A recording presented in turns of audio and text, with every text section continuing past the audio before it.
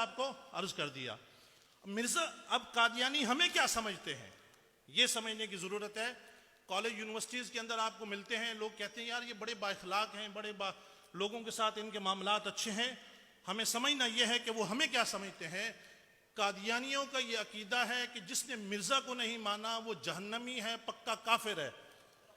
ان کا یہ عقیدہ ہے کہ جو مرزا نے لکھا جو میری فتح کا قائل نہیں ہے وہ کنجریوں کی اولاد ہے۔ جب کوئی قادیانی کسی مسلمان سے ملتا ہے تو اس کی نظر میں مسلمان کو وہ قادیانی، مرزا قادیانی کی نظر سے دیکھتے ہیں، اس لیے ہم ان کے لیے کوئی نرم نہیں ہو سکتے۔ ان کا یہ عقیدہ ہے، اور مرزا نے لکھا کہ جس نے مجھے نہیں مانا تو ان کے مرد جنگلوں کے خنزیر اور ان کی عورتیں کتیاں ہیں۔ میں یہاں پر آپ کو ایک بات عرض کرتا چلوں، مرزا کا اپنا بیٹا جو اس کی پہلی بیوی سے تھا، فضل احمد، اس نے مرزا کو نہیں مانا تھا۔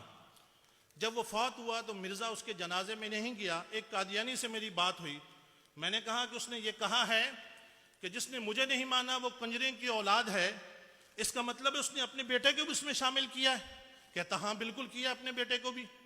میں نے کہا اس کا مطلب ہوا کہ اس کی جو بیوی تھی وہ کنجری تھی؟ کہتا جی اس کا مطلب یہ ہوا۔ میں نے کہا اب یہ بتا اس کا باپ کون ہے، وہ کیا ہوا؟ میں نے کہا اس کا باپ بھی جو کنجر ہونا چاہیے نا۔ کہتا بس۔ میں نے کہا ہاں، مرزا اپنی ہی تحریروں سے مان گیا کہ وہ سب سے بڑا کنجر ہے۔ دوسری بات یہ ہے کہ یہ عام لوگوں کو بہلاتے پھسلاتے ہیں کہ دیکھو آپ کہتے ہیں میں رانجھا رانجھا کیتی رانجھا ہو گئی، تو کیا مرزا نعوذ باللہ محمد کہتے ہوئے کیا محمد نہیں ہو سکتا؟ ایک قادیانی سے میری بات ہوئی، میں نے اسے بولا اچھا اگر کوئی کسی کا ذکر کر لے، ورد کر لے تو وہ ویسا ہو جاتا ہے؟ میں نے کہا تیرے ابا کا نام کیا تھا؟ کہتا ہے گل محمد۔ میں نے کہا اچھا، میں نے تسبیح نکالی، میں نے پڑھنا شروع کیا، گل گل گل گل گل، 100 تک میں نے پڑھا، میں نے تسبیح رکھی۔ اب میں بتا، میں نے کہا میں نے تیرے ابا کا نام 100 مرتبہ لیا، میں تیرا ابا ہو گیا نا؟ اپنی ماں سے جا کے پوچھ۔ کہتے یہ آپ کیا کر رہے ہیں؟ میں نے کہا بھائی یہ آپ لوگوں نے بتایا ہے۔ تو قادیانی جو ہیں وہ اسلام کے سب سے بڑے دشمن ہیں، پاکستان کے سب سے بڑے دشمن ہیں، ان کے خلاف ہمیں متحد ہونا ہے۔ اور آج یہ ہم عہد کرتے ہیں کہ کوئی قادیانی ہمیں ملے گا، یہ بھی سن لیجئے، قادیانی آئین پاکستان کی روح سے کسی مسلمان کو السلام علیکم نہیں کہہ سکتا، کوئی شاعر اسلامی استعمال نہیں کر سکتا۔ اگر وہ کرے گا تو اسے 3 سال کی سزا ہے، 298C۔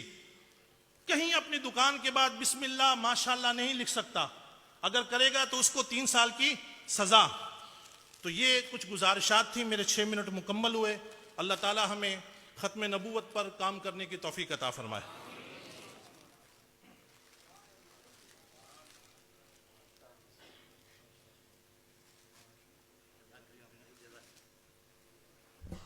حضرت علامہ قاری ضیاء اللہ سیالوی صاحب دامت برکاتہم العالیہ ہماری آج کی اس محفل مبارکہ میں قادیانی فتنے کے خلاف اپنی گفتگو سے ہم سب کو مستفیض فرما رہے تھے۔ اللہ تبارک تعالی ہم سب کو عقیدہ ختم نبوت کی محافظت کے لیے اپنی صلاحیتیں اور وسائل استعمال کرنے کی توفیق عطا فرمائے۔